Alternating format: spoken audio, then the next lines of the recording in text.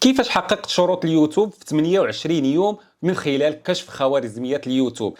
اقوى اعداد هو الخوارزميات. الا عرفتي تفعل هذا الاعداد راك غادي تنجح في اليوتيوب، الا ما عرفتيش غادي تبقى تدور غير في بلاصتك. بلا ما نطول عليكم، الخوارزميات تركز على ثلاثه ديال الاشياء: الصوره المصغره، العنوان، وكذلك المقدمه. نعم، المقدمه نبداو بها، هي الاولى، خصها تكون جذابه مشوقه وفضوليه. كيفاش؟ الاغلبيه فيكم تبدا بسم الله والصلاه والسلام على رسول الله. السلام عليكم متابعي الكرام، كيف بقيتوا؟ بخير، هانيين، صحيحه؟ يعني هذا الشيء كامل حيدوا من المقدمه. كاينه المقدمه اللي سريعه بزاف تتسمى الهوك، وهي الدخول مباشره في صلب الموضوع. كيف ما تنقولوا، كيف ما درت انا مثلا في هذا الفيديو، كيفاش حققت شروط اليوتيوب في 28 يوم. في هذه الحاله المشاهد ما كيملش وكيكمل الفيديو ديالك. يعني 5 ديال الثواني او 10 ديال الثواني الاولى من الفيديو خصها تكون مقدمه مشوقه وجذابه. كذلك الايقاع السريع. هنايا الخوارزميات ديال اليوتيوب ولا كيعجبها السرعه، هي ولات سريعه، خوارزميات قويه متطوره. وكذلك خصها الفيديوهات اللي يكونوا اسرع، يعني مونتاج سريع، ماشي مثلا تتكلم وتسنى واحد شويه عاد تولي تتكلم. يعني كاين واحد الفراغات، كاين اخطاء، كاين لا، خص الفيديو يكون مونطي بواحد الطريقه احترافيه. وفي هذه النقطه بالذات بزاف ديال صناع المحتوى كيهملوها، يعني المونتاج. انا شخصيا كنت كنهمل المونتاج بزاف، ومازال ما تطورتش مزيان باش ندير شي مونتاج اللي احترافي اللي يكون مناسب لخوارزميات اليوتيوب باش يقترح لي الفيديو ديالي على المشاهدين. لذلك ركزوا على المونتاج، ديروا مونتاج سريع، ديروا الفيديو ما يكونش ثابت، الصوره ما تكونش ثابته، يعني تكون انتقالات. راه كاين في التطبيقات ديال المونتاج واحد الميزه اللي سميتها الانتقالات او ترانزاكشن، يعني تتنتقل من لقطه للقطه بواحد الحركات اللي كتخلي المشاهد يبقى متبع الفيديو بلا ما يخرج منه. هذه كذلك نقطه خصكم تركزوا عليها. نمشيو دابا للصوره المصغره والعنوان. هذه اهم شيء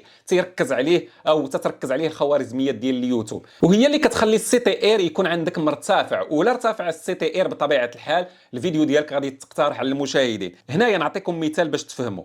هذه القناه ديالي، هادو هما الفيديوهات اللي كنشر. نمشيو مثلا لهذا الفيديو، لا دخلتي ستوديو يوتيوب غادي تمشي لاي فيديو غتلقى من تحت منه عدد المشاهدات، لي جيم، التعليقات، وكذلك هذا المربع هذا.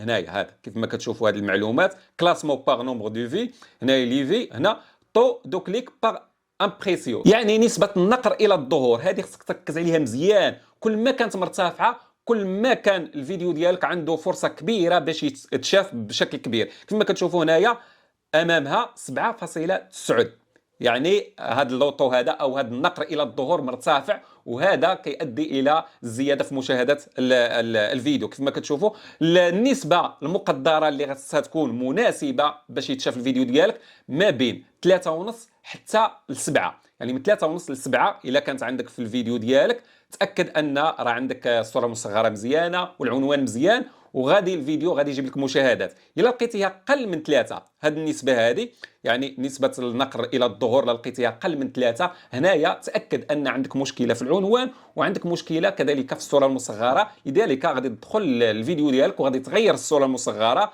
دير صوره مصغره اللي تكون احترافيه جذابه وفضوليه. يمكن لك تصممها غير بالذكاء الاصطناعي. انا الاغلبيه ديال الصور كيف ما كتشوفوا في هذه القناه، اللي دخلتوا القناه ديالي وتصفحتوها غتلقاو صور الصراحه زوينه، صور مصغره وصممتها بالذكاء الاصطناعي. زدت اللمسه ديالي، ولكن 90% من الخدمه من الذكاء الاصطناعي، ولكن ضروري خصك تضيف اللمسه ديالك باش تولي الصوره في الملكيه ديالك 100%.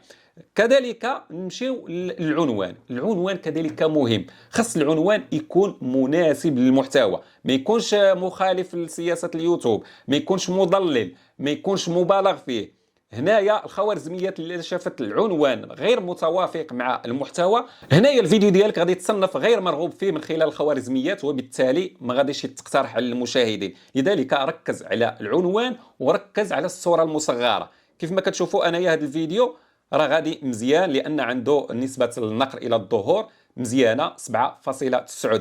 اي فيديو قلبتي هنايا مثلا، انا هذا الفيديو ها هو المشاهدات فيه ضعيف. كيف ما كتشوفوا، علاش المشاهدات ضعيفه؟ لان نسبه النقر الى الظهور، هاد طو دو كليك باغ امبريسيون، هنايا عندي غير 1.4. يعني نسبه النقر الى الظهور او السي تي ار عندي ناقصه بزاف، لذلك خصني نموديفي او نغير العنوان، ربما العنوان غير مناسب، وكذلك الصوره المصغره ربما تكون غير مناسبه وغير جذابه، لذلك خصني نولي نخدم على هذا الفيديو. يمكن لي نموديفي الصوره المصغره والعنوان كذلك بزاف. المهم انا عطيتكم جوج الامثله باش تعرفوا شنو هو السي تي ار او نسبه النقر الى الظهور. خصها تكون مرتفعه، كل ما كانت السي تي ار مرتفعه كل ما كانت عندك الحظوظ باش المشاهدات ترتفع عندك. هذه هي ثلاثه الاسرار اللي في اليوتيوب اللي خصك تركز عليها مزيان مزيان باش الفيديو ديالك ينتشر ويتشاهد بزاف، وهذا غادي يؤدي الى الزياده في عدد الساعات وكذلك في عدد المشتركين، وبالتالي غادي تكون عندك واحد الفرصه كبيره باش تحقق شروط الربح من اليوتيوب في واحد الفتره اللي قصيره.